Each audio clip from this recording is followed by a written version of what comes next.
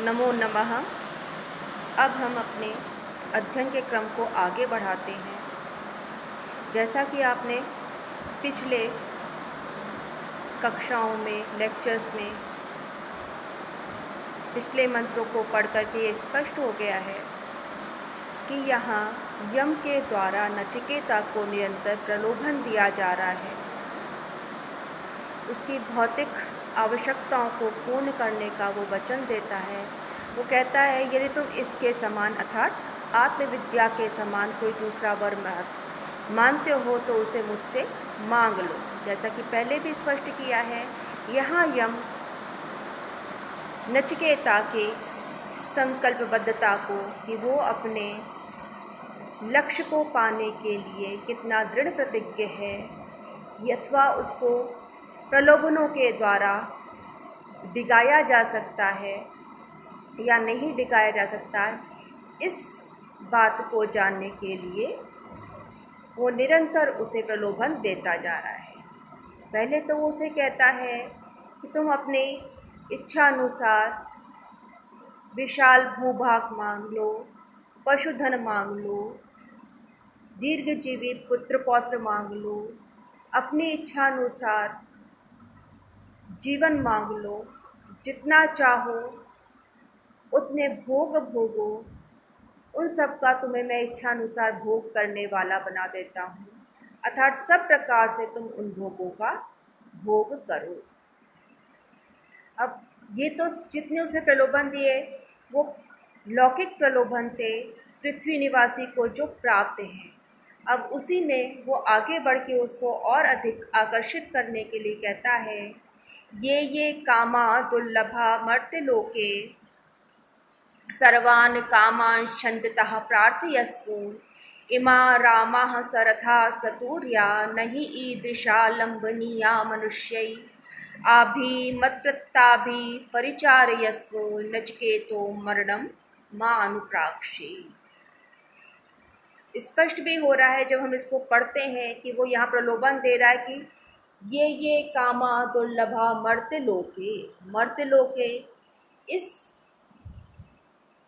पृथ्वी पर मनुष्य लोक में, मर्त्य माने जो मरण धर्मा है, मनुष्य है, तो इस मनुष्य लोक में या उस पृथ्वी पर ये कामा जो कामनाएं, जो भी इच्छाएं, जो भोग दुर्लभ हैं, सर्वान् कामान् छन्दतः प्रार्थयस्व, उन समस्त कामनाओं को, उन समस्त भोगों को तुम मांग लो। कैसे? छन्दतः अर्थात स्वतंत्र रूप से, अपनी इच्छा अनुसार। उसमें तुम्हें किसी प्रकार की बाधा नहीं है, तुम मांगने के लिए स्वतंत्र हो, अर्थात विचार करने की आवश्यकता नहीं है। जिन भोगों को तुम मनुष्य के लिए दुर्लभ मानते हो, उन भोगों को तुम अपनी इच्छा अनुसार स्वतंत्रता पूर्वक मांग लो। प्रार्थयस्व मांग लो, उसकी इच्छा कर लो। प्रार्थना यानी कि इच्छा, यहाँ पे याचना का भाव नहीं है, प्रार्थना का भाव है। तुम उसके चाहने वाले हो तो उसको मांगो, जो तुम चाहोगे वो तुम्हें मिलेगा। उसमें किसी प्रकार की मेरे द्वारा रोक नहीं लगाई जाएगी, तुम्हें भी कुछ विचार करने की आवश्यकता नहीं है।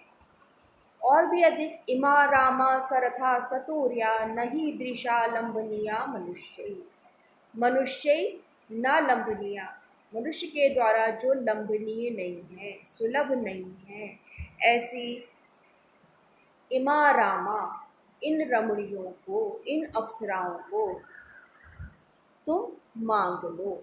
ईदृशा इस प्रकार की अप्सराओं को जो सामान्य मनुष्य के द्वारा के लिए सुलभ नहीं है, और वो भी केवल उन अप्सराओं को केवल नहीं दे रहे हैं, बल्कि सरथा सतूर्या, रथ सहित, वाद्य सहित, अर्थात अपने पूर्ण वैभव के साथ इन अप्सराओं को मांग लो। अप्सराएं को हम, दिव्य अप्सराओं को देवताओं के लिए सुलभ मानते हैं, मनुष्य के लिए वो सुलभ नहीं है।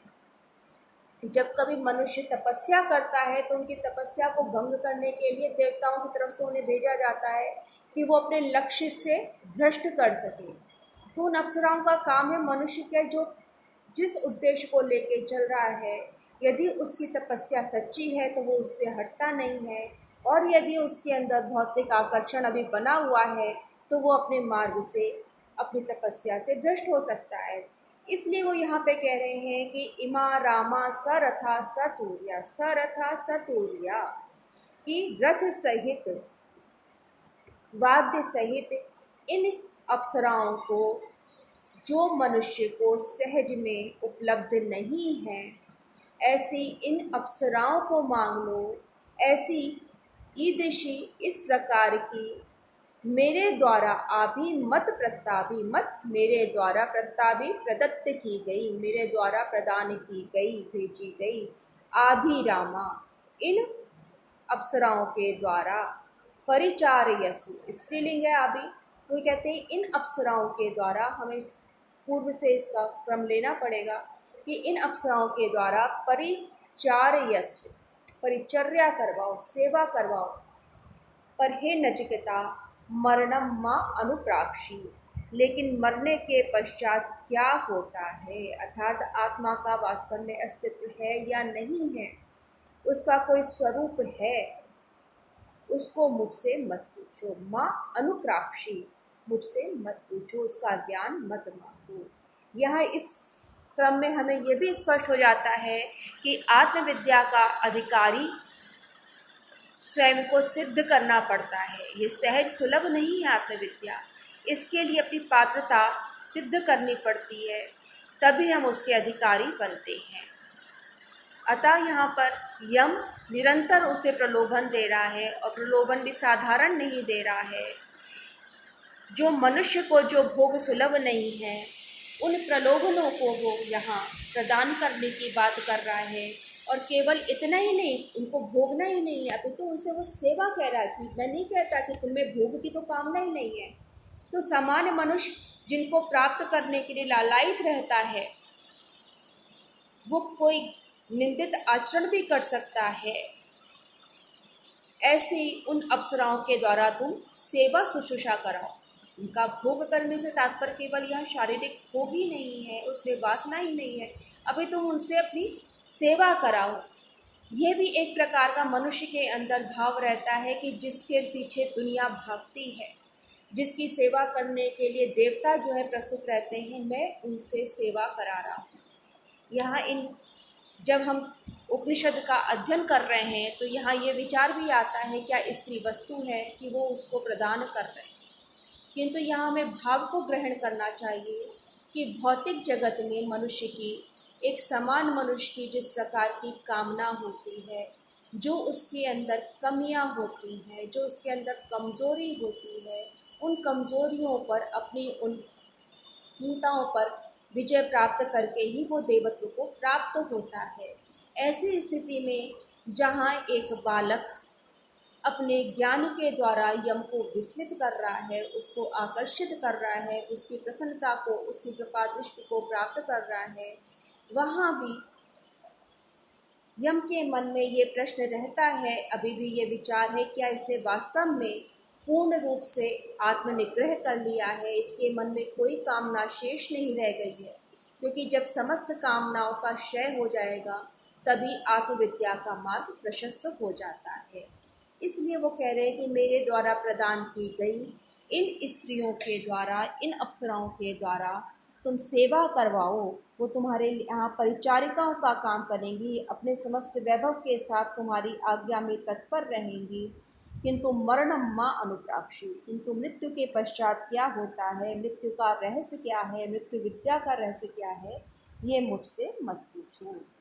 यहाँ पे आपको स्पष्ट हो रहा है, पहले में आया है मर्त्यलोके, इस पंक्ति में मर्त्यलोके मर्त्यानां लोकाः, मनुष्याणां लोका मर्त्यानां लोका इति मर्त्यलोकाः, तस्मिन् षष्ठी है तो मर्त्यलोके, इस प्रकार से इसका षष्ठी तत्पुरुष में विग्रह होगा।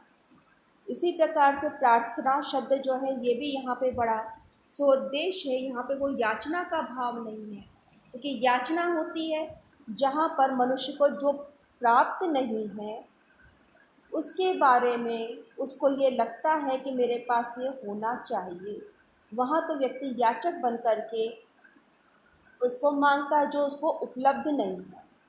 किंतु प्रार्थना में वो एक भाव है जहाँ वो चाहता है कुछ आपसे, अपेक्षा करता है।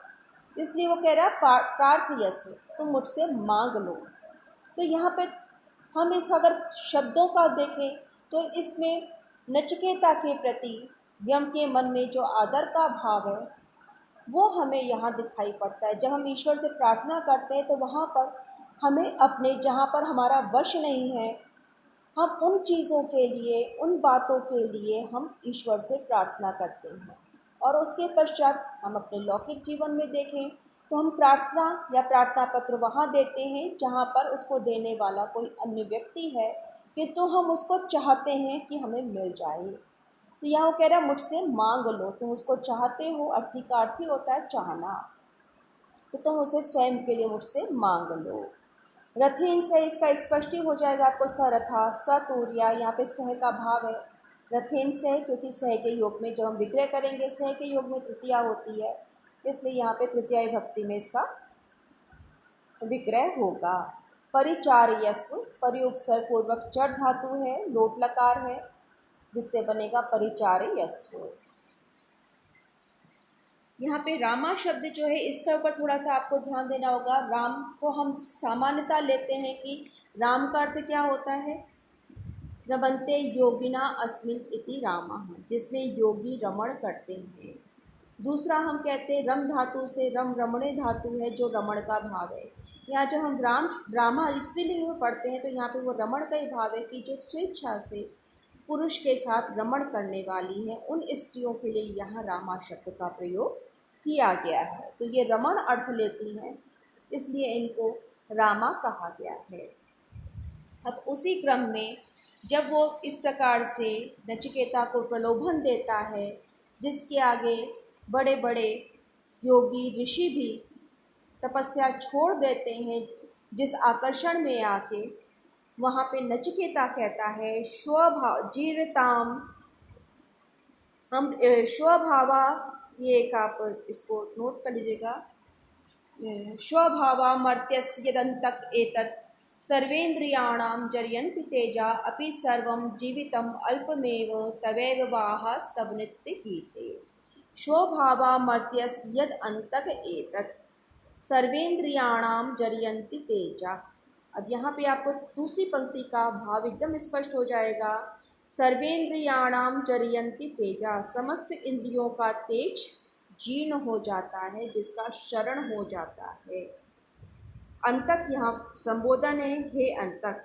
एतत्, ये सब जो भी तुम मुझे प्रलोभन दे रहे हो, आप मुझे जो भी मुझे प्रदान करने की बात कर रहे हैं, ऐसे ये समस्त भोग सर्वेन्द्रियाणाम, पहले बात तो कहता है स्वभावा, स्व माने कल, अर्थात भविष्यत काल में हम जब बात करते हैं, आने वाले कल की बात करते हैं तो स्व पद का प्रयोग रहता है। तो स्वभावा कल तक ही रहने वाले हैं, अर्थात स्थायी नहीं हैं, ये क्षण भंगुर हैं।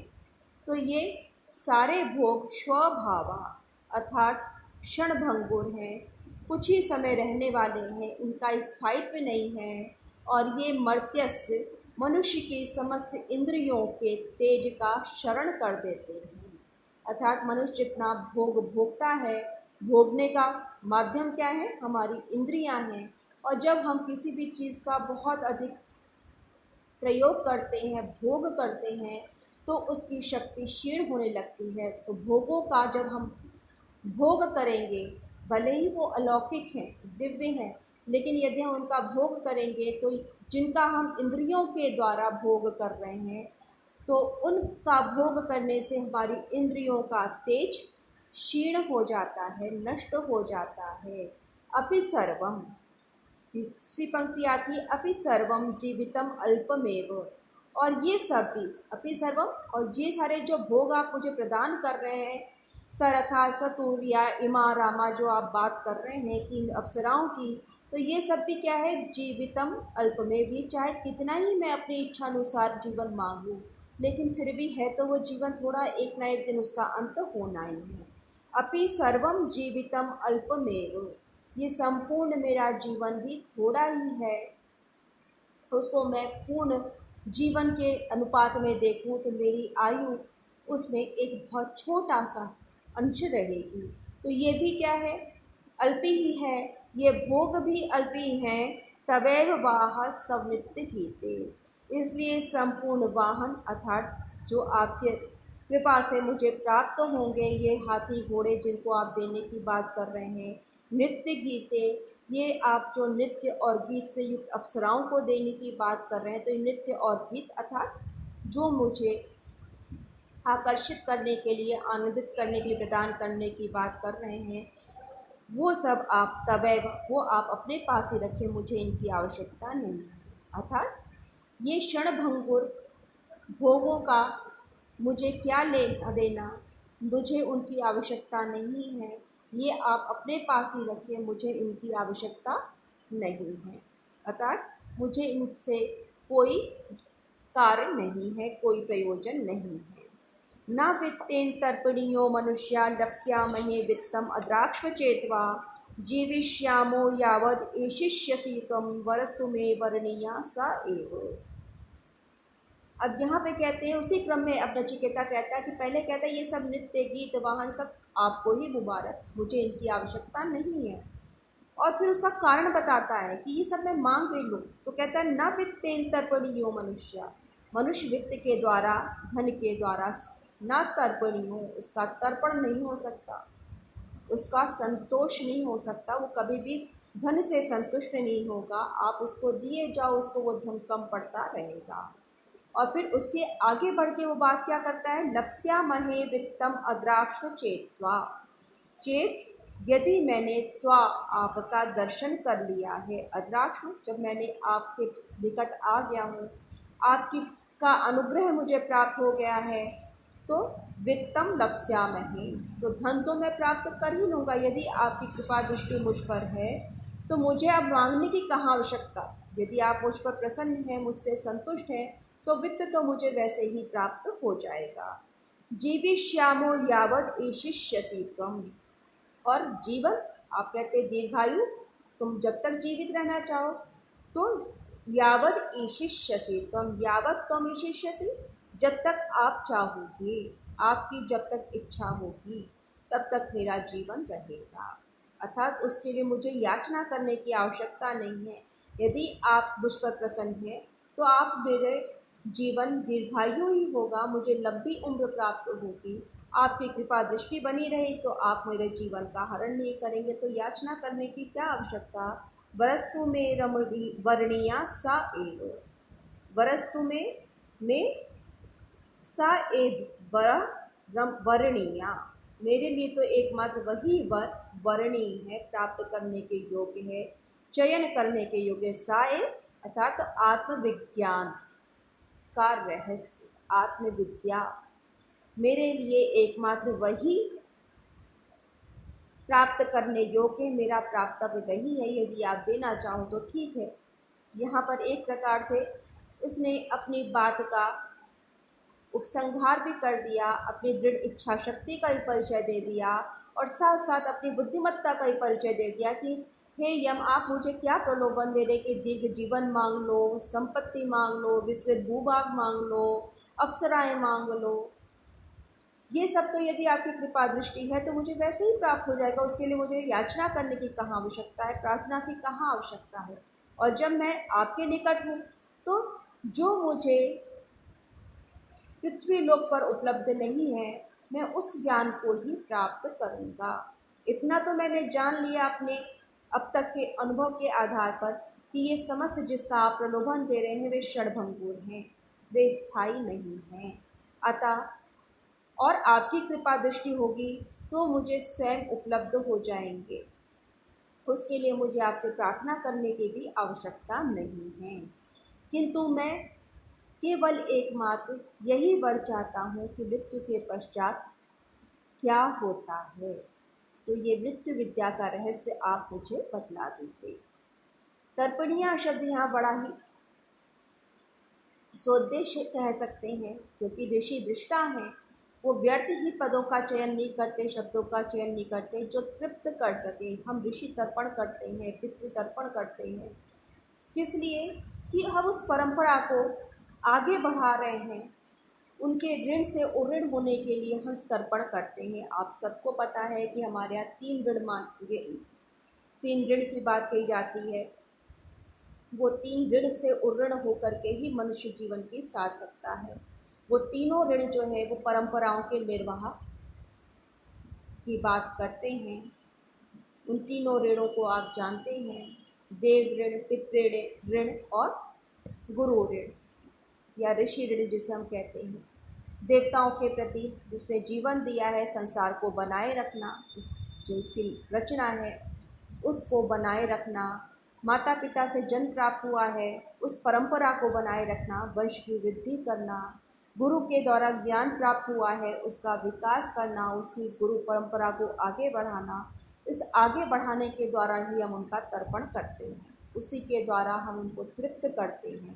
कहते हैं इसमें न वित्तेन तर्पणीयो मनुष्य, मनुष्य कभी भी धन से उसको तृप्त नहीं होता। धन से क्यों नहीं तृप्त होता? कि हम धन से केवल अपनी सुख सुविधाओं को खरीद सकते हैं, उनका क्रय कर सकते हैं, किंतु ज्ञान क्रय का भाव नहीं है। ज्ञान का क्रय नहीं किया जा सकता, उसे आत्मसात करना होता है, उसे अपने व्यवहार में लाना होता है, आचरण में लाना होता है। हमारी जो जीवन शैली है उसमें हमें ढलना होता है, उसके अपने जीवन का अभिन्न हमारे चरित्र का अंग बन जाता है, वो हमारे व्यवहार में परिलक्षित होता है। तो उसको हम क्रय नहीं कर सकते, उसके लिए हमें अपने समूचे व्यक्तित्व को विकसित करना होता है, उसी के द्वारा वो परिलक्षित होता है। तो यहाँ पर धन की आवश्यकता नहीं है, मुझे उस ज्ञान की आवश्यकता है जिसके द्वारा मेरा संस्कार हो सके, मेरे वास्तविकता क्या है जीवन की उसको जान सकूँ। यहाँ पर ये बड़ा ही लपस्याम है, तो एकदम स्पष्ट बात है, यदि आपकी कृपा दृष्टि है तो मैं ये सब प्राप्त कर लूँगा, उसके लिए मुझे मांगने की आवश्यकता नहीं है। इसकी जो व्याकरण है बिल्कुल सरल है, उसको पुनः बताने की आवश्यकता नहीं है। अजीर्यताम अमृतानाम उपेत जीर्यन मर्त्या कुदस्था प्रजानन अभिध्यायन वर्णरति प्रमोदान न अति दीर्घे जीविते को रमेत। अब यहाँ कह रहे जीविताम, उसी प्रसंग में वो आगे बढ़ रहा है, कहता है अजीविताम अमृतानाम उपेत्य। यहाँ पे आ टाइप होने से रह गया है, इसको आप जब पढ़िए अपने टेक्स्ट में तो ध्यान रख लीजिएगा। अजीर्यताम अमृतानाम उपेत्य जीर्यन मर्त्या पदस्था प्रजानन।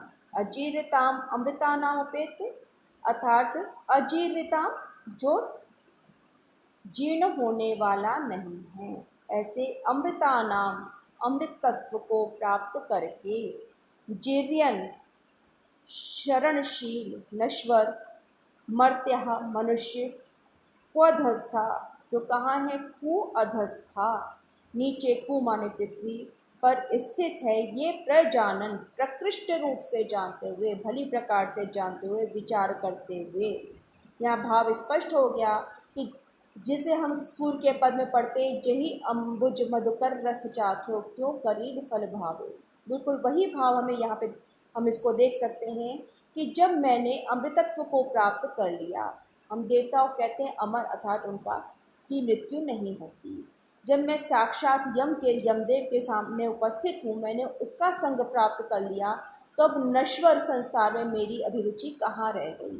तो कु अधस्था नीचे, यहाँ पे बड़ी बारीक बात कही गई है, नीचे अधम लोक में रहते हुए, अधस्था अर्थात नीचे, जो ऊपर देवलोक तो हम मानते हैं सामान्य से ऊपर है, जिसको हम देखें तो हम ये अलग अलग स्तर मान सकते हैं लोगों के, किसको हम ऊपर रख रहे हैं, किसको हम नीचे रख रहे हैं। तो कु अधस्था, अधस्था कु अर्थात नीचे स्थित पृथ्वी लोक में निवास करते हुए भी जीर्यन मर्त्य कि ये मनुष्य कैसा है, जरावस्था को प्राप्त होने वाला है, वृद्धत्व को प्राप्त होने वाला है। तो उसकी नश्वरता को, क्षणभंगुरता को, उसके जरा मृत्यु युक्त स्वभाव को जानते हुए अजीर्यताम अमृतानाम अर्थात जरा रहित, जिसका वृद्धावस्था नहीं आती, जिसका जर्जरता नहीं आती, ऐसे अजर्जर जरा रहित मरण भाव से रहित अमृतानाम अर्थात अमृतत्व भाव को प्राप्त करने वाले इस देवलोक को प्राप्त करके वर्णरति प्रमोदान अर्थात सौंदर्य और आमोद प्रमोद में प्रेम करने वाले, या कह सकते हैं लौकिक भोगों के प्रति आकर्षित होकर उन लौकिक विषयों का ध्यान करते हुए अभिध्यायन अर्थात उनका विचार करते हुए अति दीर्घे जीविते को रवेत, कौन दीर्घायुष्य अर्थात दीर्घ जीवन में प्रेम रखेगा, रति करेगा। अर्थात जब हमें ये बात पता है, ये बात निश्चित हो चुकी है कि मनुष्य मरण धर्मा है, एक दिन मृत्यु आनी है, जरावस्था को प्राप्त होना ही है, तो इस देवलोक में आकर के मैं उस शरणशील स्वभाव वाले भोगों की कामना क्यों करूँगा, उनका विचार ही क्यों करूँगा। ये बात तो मैं अच्छी प्रकार से जानता हूँ, तो मेरी अब दीर्घ जीवन में भी रुचि नहीं रह गई, उसकी भी मुझे किसी प्रकार का आकर्षण नहीं रह गया है। तो मेरा अब उस संसार में, उस नश्वर काया में किसी प्रकार का आकर्षण नहीं रह गया। अब उन भोगों में मेरी कोई रुचि नहीं है, मेरी तो पहले ही रुचि नहीं थी, अभी भी नहीं है। और यहाँ वो कहता है कि किस प्रकार से कोई भी समझदार व्यक्ति उन नश्वर भोगों की कामना करेगा या दीर्घ जीवन की कामना करेगा, जब उसे पता है कि ये भोग इंद्रियों के तेज का शरण कर देते हैं। इस बात को विवेकी पुरुष भली भांति जानते हैं, तो मैं अब उस सब की कामना क्यों करूँगा। अर्थात मनुष्य के अंदर विवेक बुद्धि, जैसा आपको पहले ही बताया जा चुका है, सोचने विचारने की क्षमता है। तो इतना ज्ञान तो मैंने मनुष्य लोक में ही प्राप्त कर लिया, जो कैसा है, शरणशील है, जो कैसा है, वृद्धावस्था से युक्त है, नश्वर है, नष्ट होने वाला है। तो ये ज्ञान तो मैंने उस संसार में रह कर के ही बहुत छोटी अवस्था में प्राप्त कर लिया है। और आप कह रहे हैं कि मुझसे ये भोग मांग लो, तो अब मैं उन सौंदर्य और उन आमोद प्रमोद का ध्यान करते हुए दीर्घ जीवन की कामना किस प्रकार से कर सकता हूँ। अर्थात ये लौकिक आकर्षण मुझे आकर्षित नहीं कर सकते। जीविते हैं यहाँ पे जीवन के अर्थ में आया है, जीवने के अर्थ में आया है, इसलिए वो कह रहे हैं जीवन में किसकी रुचि हो सकती है। को रमेत, कौन रमण करेगा। या रम का भाव जो है, रम धातु का विशेष रूप से प्रयोग किया गया है कि रमण हमेशा स्थायी में ही संभव है। और अब उसी क्रम में यहाँ पे हम ये इस अध्याय का प्रथम वल्ली का अंतिम मंत्र है, यस्मिन् इदं विचिकसन्ति मृत्यो यत् सांपराय वहति ब्रूहि नस्तत् यो अयं वरो गूढ़म् अनुप्रविष्टो नान्यम तस्मान् नचिकेतो वृणीते। अब वो एक प्रकार से अपनी बात को स्पष्ट कर दिया है, वो लगातार स्पष्ट करता जा रहा है कि मेरी क्षणभंगुर विषयों में रुचि नहीं है।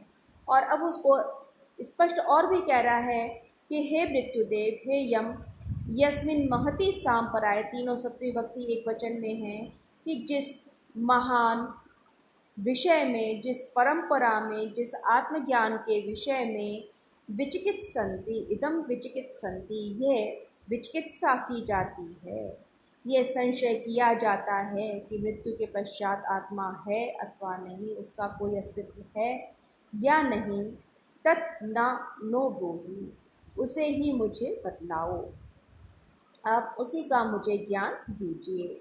या अयम, यहाँ पे कह रहे यो अयम, यह अयम वरो गूढ़म अनुप्रविष्टो, ये जो अत्यंत गूढ़ विषय है, उसमें उस गूढ़ता को, रहस्यमयता को प्राप्त है, वही वर मेरे लिए प्राप्त है, उसी का मैं यहाँ याचना कर रहा हूँ, उसी ज्ञान को, मृत्यु विद्या का उपदेश देने की मैं प्रार्थना कर रहा हूँ।